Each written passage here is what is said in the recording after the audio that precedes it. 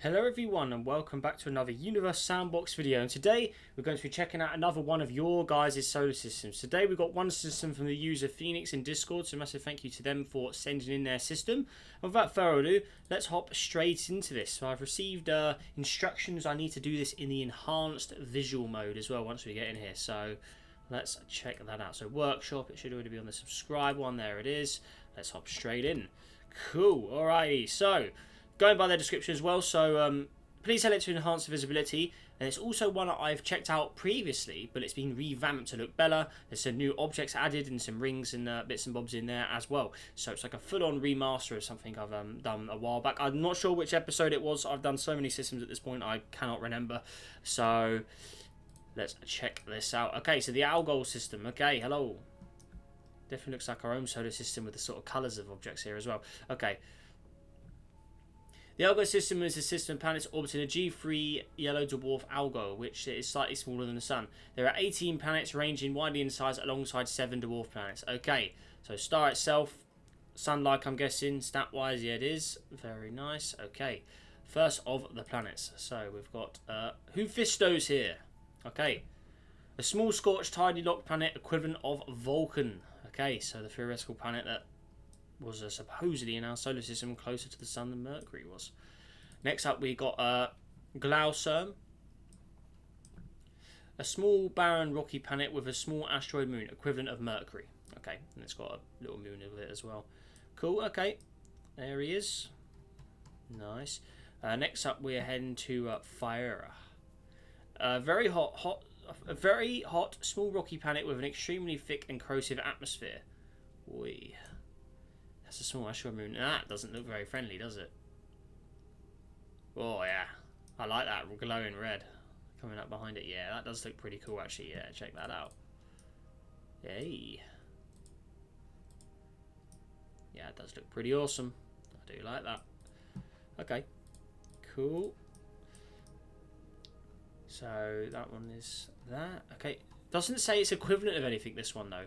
Oh, I see what. Ah, okay. So, moving on. That one's in a whole class of its own. The next one is the equivalent of Venus. This one here. Okay. Cool. So we had two sort of very toxic atmosphere worlds then. A rocky planet smothered in a thick, corrosive but reflective atmosphere of a highly eccentric moon, equivalent of Venus. So yeah, kind of like that one before is like an even more insane, hotter version of Venus. So this is the one corresponding to the Venus we know at the moment. Okay. Got a moon as well. Alrighty. Interesting. Next up we have got Decitil over here. So this one as well doesn't say it's an Earth. It looks like the one further down is the Earth. So, okay. Interesting. So you can see this one's only got a few patches of water. It's kind of like on the hotter end of the scale for a habitable world. Okay. A rocky super Earth dominated by deserts and small shallow seas. So, yeah, quite a world a little on the hotter side of the scale for a habitable world. Let's have a look at its stats. So it's still got decent stats. I mean, average. What's the sort of temperatures looking like here? So 303. Oh, there's only a few areas that are. I mean, most of it's in the blue region, isn't it? So most of it is actually quite cold. So who areas that are hotter going to the 60s though?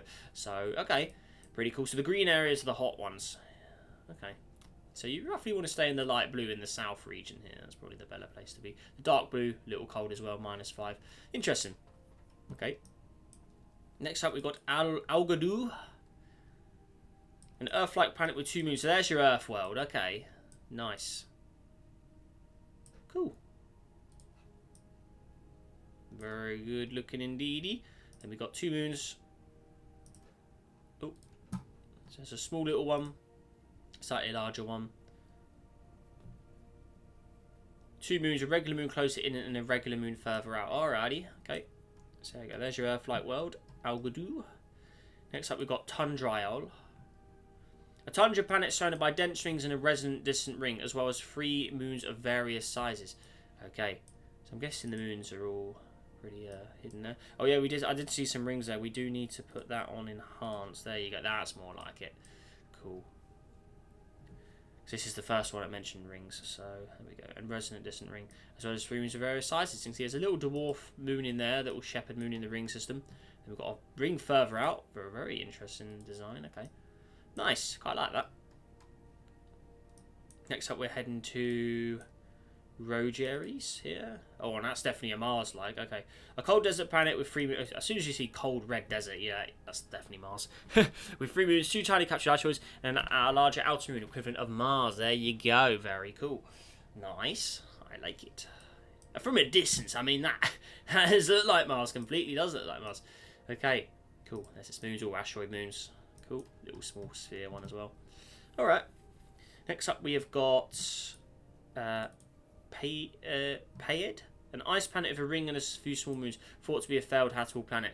Well, if that star rifle gets holler, this planet could have its heyday. So, pretty cool. Moons again, are they all generic? They're looking pretty generic ones. Okay, cool. But that's how they should be. The moons shouldn't be like all exotic looking. Not every single one anyway. You get the odd few, but every single moon being exotic is a little overkill. What's this? Next up, we got Demet. A small dwarf planet orbiting in the asteroid belt between Phaid and Juvin. So this is your Ceres. Okay. Got a little moon as well with it. Cool. So there's your Ceres dwarf planet in the asteroid belt. Cool. Maybe I should make a system like basing off our own planets, but like all different. That could be quite a cool one to do. Next up we've got Juvin. Maybe I'll take a bit of inspiration from this. Maybe I did it before, because I'm pretty sure I did one like that a while back, making like one of our own solar system, all kind of like based off it, but maybe I should make another one. That's quite cool. Next up we've got Juvin, the dominant gas giant of the system. I love how everyone uses the dominant gas giant term I sort of came up with. I mean, that's cool. With a dusty ring system and a set of large moons very similar to the Galilean moons. One of these moons hosts oceans of liquid ammonia. Okay. Oh, it's actually got 5. Look, hey. So 5 Galilean moons. So that's definitely your Io, isn't it? Red and yellow there. Got a more frozen one. Got Kargin here. Okay. Gravemaker. Oh, now there's your point of interest around this in these moons. There it is. Liquid ammonia, huh? Yeah, alright, okay. I see you there. That's pretty cool. Then we've got Marjana over here, the 5th moon. Interesting. Very nice. Like that. Next up we've got Coronox. So this is your Saturn, isn't it? Yeah, equivalent of Saturn. Large golden yellow gas giant with rings and many moons. Amongst them is a moon with methane seas. Definitely Titan. 3 moons as white as snow and 2 ring moons. Alrighty. It's even got the Saturn ring system as well. So the moons, just go through all those there. Okay. This one here has some sort of ring system on it. There it is. 2 rings around it. Okay, nice. Rings around rings. Cool. We've got June here. Oh, that's definitely your Titan world. With your methane underneath. There it is. Yeah, okay. Cool. Nice. We've got these guys as well. More asteroid moons. Is this the one with a ring system as well? I think I saw it. It is. Cool. Alright. Nice. I like that. We've got this little one as well at the far edges. Okay, moving on. So now we've got a green one. And one thing I noticed as well, he's using the sort of colours that I put my custom solar system objects in as well. I like that. That's cool. But next up we have a green one. And this looks to be a Uranus. It's tilted on its side, got a ring system. Only has 1 moon. Over here. Okay. A small ice giant with a greenish tint due to chlorine and an unusual empty moon system with only 1 major moon. Okay. Interesting. So that's Vitries, but that one doesn't say it's the Uranus. The one below, Eurus, we're going there next. Equivalent of Uranus. So there's 2 Uranus-like worlds then. This one is very similar colour-wise. What's the next one then? So we can see it's a lighter blue trail.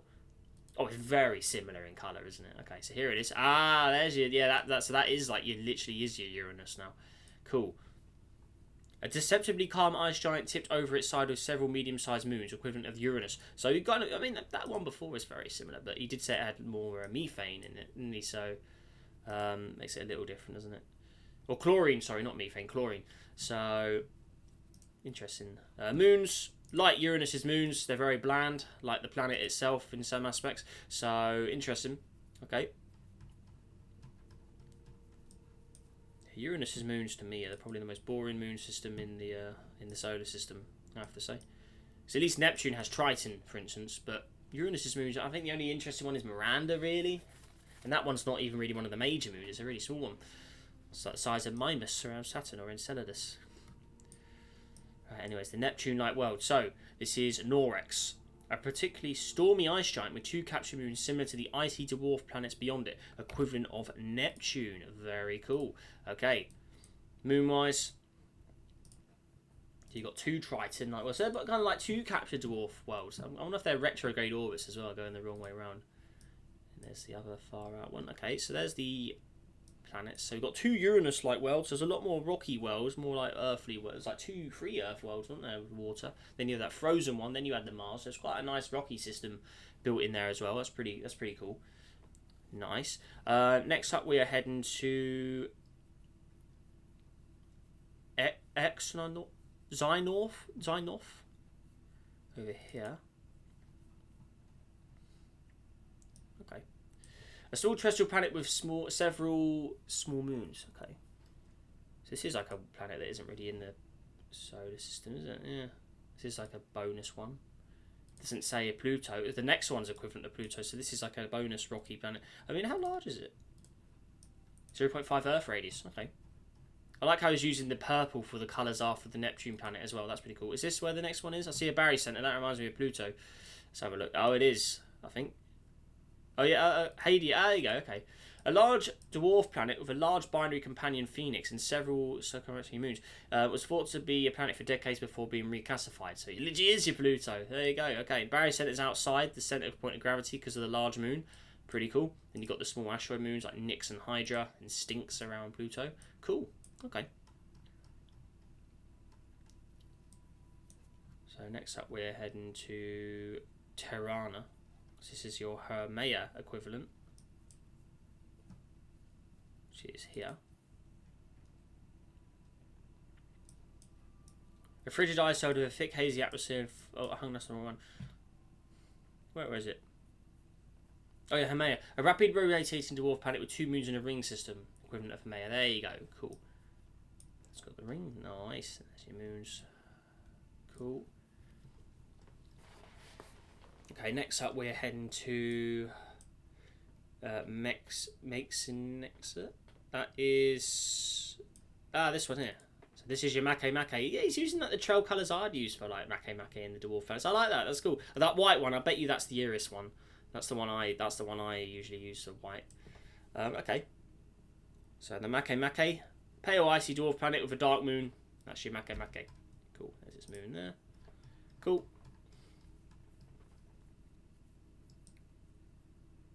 So next up we've got where's that one? Over here. A dwarf planet with a thick atmosphere, 2 rings and several moons, was thought to be a planet with decades before being reclassified. Okay, so this one has no equivalent to our solar system. This is like a bonus one as well. Cool. How large is it? 0.1 radius of Earth, kilometres. Yeah, it's not as big as Mercury, is it? It's about half the size of Mercury, so I see why that's not a... I mean, that's smaller than Pluto and Iris is, so... Okay. Next up, we're heading to Cryos, which is over here. This is a Planet 10. Okay, that's not really a theory I'm familiar with, the Planet 10 one, but there you go. A frigid ice world with a thick hazy atmosphere and 5 asteroid moons, equivalent to Planet 10. Okay, let's see you there. Nice. Next up, we've got Ursim. Well, that's your Iris, isn't it? Oh yeah, with the white trail. I knew it. The white trail. That's how I do mine. Nice. A dwarf planet that is white as snow of its 3 moons. It's tightly locked to its closest moon, equivalent of Iris. Nice. There you go. Cool. Alrighty. Nice. Next up, we have Arna A. This is your Sedna over here. Oh, I like the way it looks. That's a cool combo of textures. What textures is that? Planet 15 is just the best one. It's always good for combining with other ones. That's a nice colour theme. I like the way that looks. That's a really good looking one.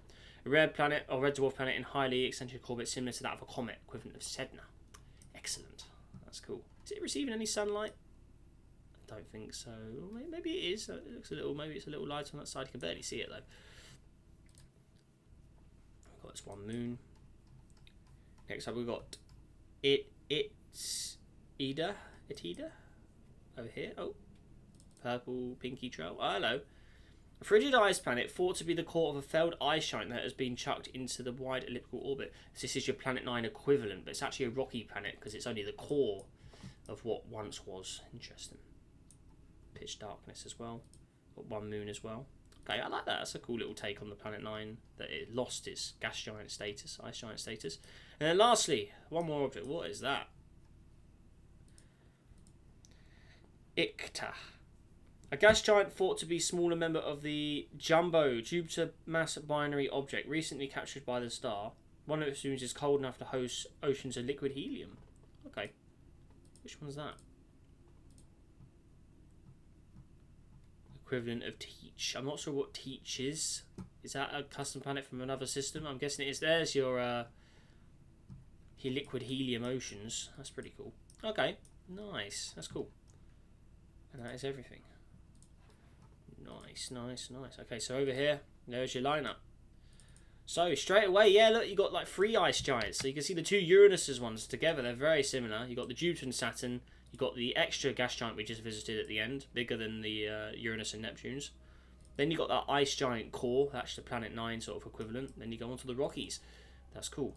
Okay, so you got 3 Earth-like ones. You got the Venus. You got some of the other moons we visited. There's that other dwarf planet out there we saw. The Planet 10, I think it was. There's that cool fire one. I like that. That's cool. The glowing heat behind it. That's a really cool one there. And then you go all the way down onto the moons. That's a nice, nice little system there. I like the gas giants together. They all got quite realistic looking colours for the most part as well. Cool. I like it. So that does it for this system. So if you guys enjoyed it, make sure to hit like button. Make sure to subscribe for more. Help us on the journey to 40,000 subscribers. Let's see if we can go for a big 200 likes on today's video for this sort of solar system replica almost in a way. It's pretty cool. I did like it.